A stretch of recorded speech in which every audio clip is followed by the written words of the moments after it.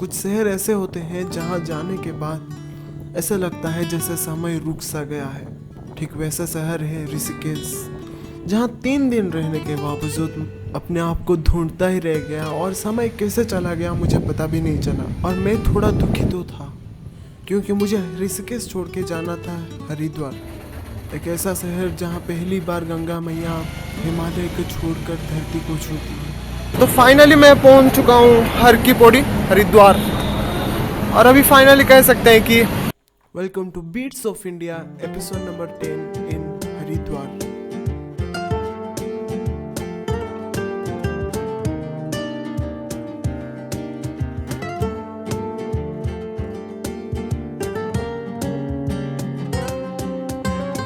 कहते हैं हरि के पास जाने के लिए हरिद्वार आना बहुत जरूरी है, पर मैं तो आ चुका था और वो भी जिंदा।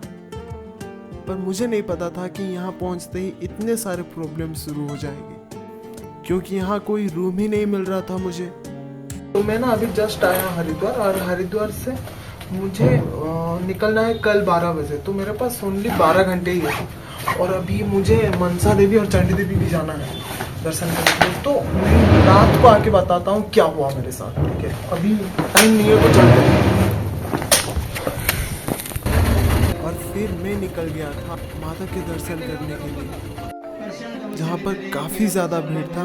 और वहाँ पर 205 रुपये के टिकट मिल रहा था, जिस टिकट के सहारे दोनों ही माता का दर्शन हो सकता है, और वो आपको पहाड़ के ऊपर तक ले जाते हैं। जी हाँ, माता के मंदिर एक पहाड़ के ऊपर है,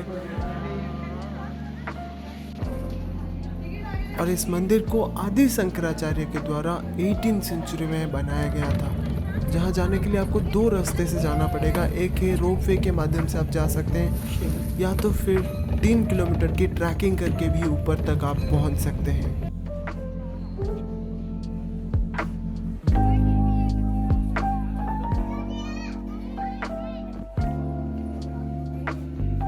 और फिर मैं माता के दर्शन करने के बाद, जो आप भी कर सकते हैं, मैं जब लौट रहा था मेरे साथ एक कोइंसिडेंट होता है। इतना भीड़ होने के बावजूद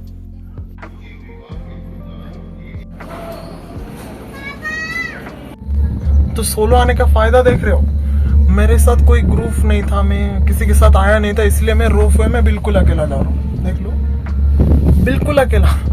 तो सोलो आने का थोड़ा फायदा भी है, नुकसान भी है, पर मुझे लगता है कि फायदा ज्यादा है।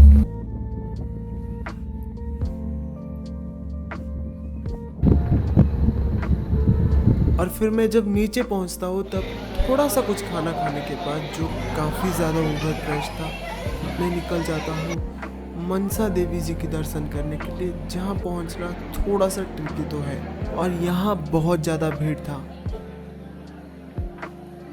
यानी 2 घंटे के आसपास वेट करने के बाद अभी नंबर आ रहा है 71। और यहाँ पहुँचना थोड़ा कठिन है, इसलिए क्योंकि ये काफ़ी ज़्यादा ऊपर है, और यहाँ जितना भीड़ था मैं इमेजिन ही नहीं किया था कि इतना ज़्यादा भीड़ भी हो सकता है। फिर आखिर में मैं जब यहाँ पहुँचता हूँ तब मैं माता जी का काफ़ी अच्छे से दर्शन कर पाता हूँ, जो आप भी कर सकते हो। और फिर निकल जाता हूँ शाम के गंगा आरती देखने के लिए, क्योंकि पर जो दिख रहा था ऊपर से ही दिख रहा था, हरिद्वार काफ़ी सुंदर दिख रहा था, और बस पता चल रहा था कि गंगा आरती कहाँ हो रहा है। पर मुझे लगता था कि मैं कभी भी गंगा आरती नहीं देख सकता हूँ, क्योंकि काफ़ी ज़्यादा लेट हो चुका था। 6 बज चुका है, और यहाँ से 600 मीटर है। मुझे नहीं पता कि मैं पहुँच सकता हूँ कि नहीं गंगा आरती तक। पर अफसोस, मैं वहाँ जाके पहुँचते पहुँचते गंगा आरती क्या, गंगा आरती में लगने वाली भीड़ भी नहीं थी वहाँ पर लोग वहाँ पर कोई अपना स्नान कर रहा था, कोई अपने आप को गंगा जी के सामने समर्पित कर रहा था, और मैं वहाँ घूम रहा था।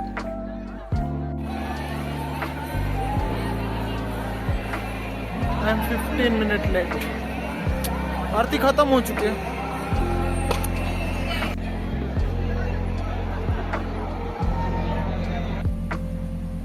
और फिर आखिर में मैं रात को होटल आ जाता हूँ।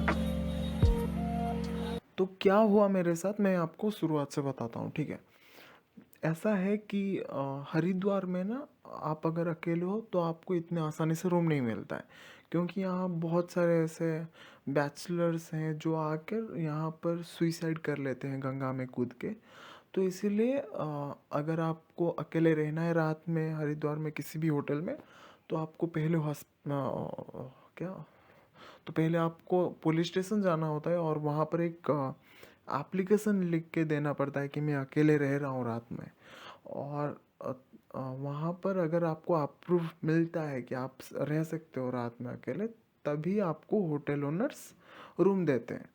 तो इसीलिए ना मुझे पता था ये पहले से, इसीलिए मैं पहले से ही बुक करके रखा था। एक ही डॉर्मेट्री है, मतलब दिखा रहा था ऑनलाइन बुक करने के लिए, एक ही डॉर्मेट्री था जो इसी होटल का है। तो मैं वो बुक करके रखा था, 400 रुपये का था वो। पर अभी मैं जब आया यहाँ पर उस डॉर्मेट्री का हालत काफ़ी ख़राब था ऑनेस्टली।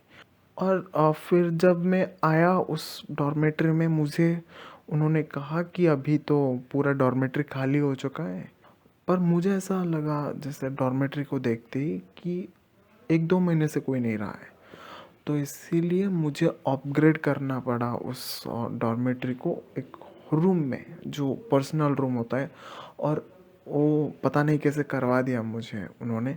और बस एक कॉल करवाना था उनको मेरे पेरेंट्स से, जिनसे उनको एक अप्रूव चाहिए था कि ये अकेले रह रहे हैं और आपको पता है कि नहीं। तो जब पेरेंट्स को पता होता है तभी आपको ये रहने देते हैं कुछ टाइम। बट अगर आप बहुत ही ज़्यादा हरिद्वार के अंदर रहना चाहते हो तो आपको शायद पुलिस का अप्रूव चाहिए।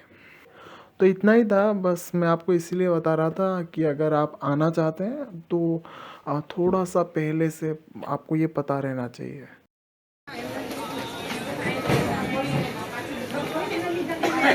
और फिर सुबह सुबह मैं चला जाता हूँ हर की पौड़ी, क्योंकि हर की पौड़ी में स्नान करना बहुत महत्वपूर्ण है। कहा जाता है कि यहीं पर अमृत का एक बूंद गिरा था और मैं कल स्नान नहीं कर पाया था, और इसीलिए मैं यहाँ सुबह सुबह स्नान करने आया था। और हाँ, अगर आपने अभी तक वीडियोस नहीं देखे हैं जो ऋषिकेश और ताजमहल के ऊपर बना है, तो आप जाके देख सकते हैं, इसी चैनल पर अवेलेबल है। और अगर वीडियो अच्छा लगा तो एक लाइक कर देना, एंड कुछ ज़्यादा ही अच्छा लगा हो तो एक सब्सक्राइब भी करते हुए जाना। Thanks for your time, bye.